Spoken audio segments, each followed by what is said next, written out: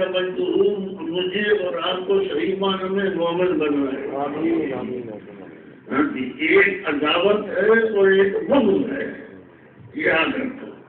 اور میرے مرشد کریم نے فرمایا سن لو، میرے مرشد کریم نے میرے بارے میں فرمایا، میرے بارے میں آپ بڑے شوق رکھتے ہیں کہ ستون دکھاؤ ہم ترجمہ کریں، میں ترجمہ سنا دیتا ہوں.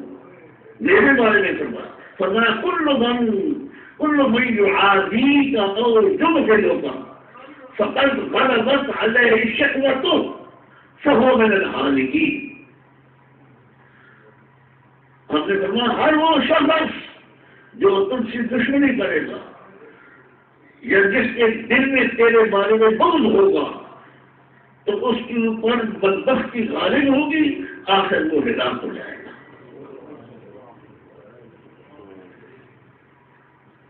اور میں یہ بھی بتا دیتا ہوں کہ انہوں نے جو کچھ بھی فرمایا سید کائنات فخر موجودات صلی اللہ علیہ وسلم کا دیدار کر کے فرمایا. میں کیا بتاؤں آپ کو، یہ حضوری تھے.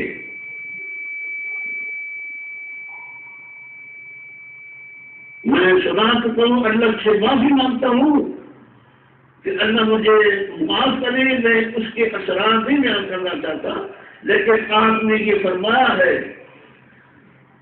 مجھے خاتموں پہ فرمایا ہے اور کئی سطور پہ فرمایا ہے.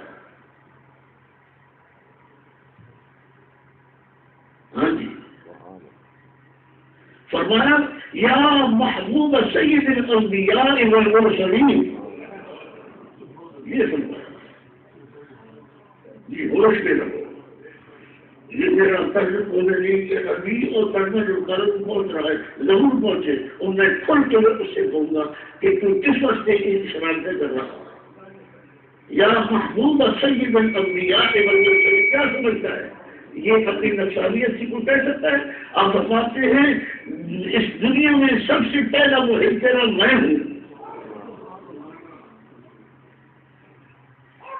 یہ عرب ہے، اور اس وقت حضور قدوم صلی اللہ علیہ وسلم کے قدم مبارک میں جنت البقیع شریف کے اندر آرام فرما رہے ہیں. اللہ تعالیٰ کے انوار و تجلیات ان کی قبر پر بھی اترے اور جنت البقیع شریف کے تمام ساکنین کے اوپر اترے. جنت البقیع شریف اہل بیت اطہار، صحابہ کرام، غوث، قطب، اقدار سب موجود ہیں وہاں پر، مومنین مومنات، مسلمین مسلمان. یا محبوب سید الانبیاء کا نام لکھ کے فرماتے ہیں یا محبوب سید الانبیاء والمرسلین، پیغمبروں اور رسولوں کے پیارے اور لاڈلے. اب سمجھ آتے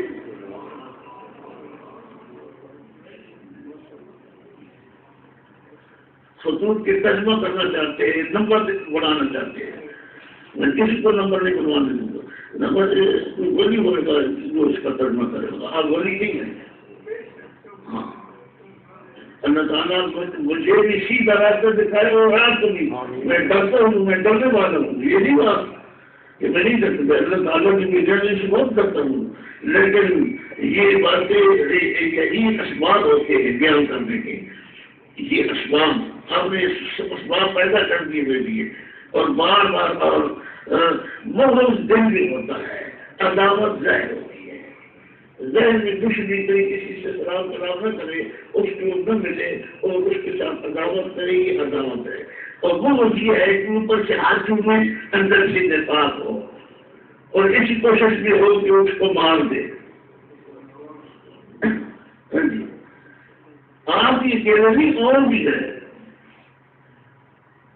جنہوں نے 8-10 سال پہلے فرمایا تھا موت زندگی سارے مسلمانوں سن لو، موت زندگی صرف رب کے ہاتھ میں ہے. اللہ پر ایمان صحیح رکھو. اگر کوئی تلوار سے قتل بھی کرے تو یہ نہ کہو کہ یہ قتل کرنے والا ہے.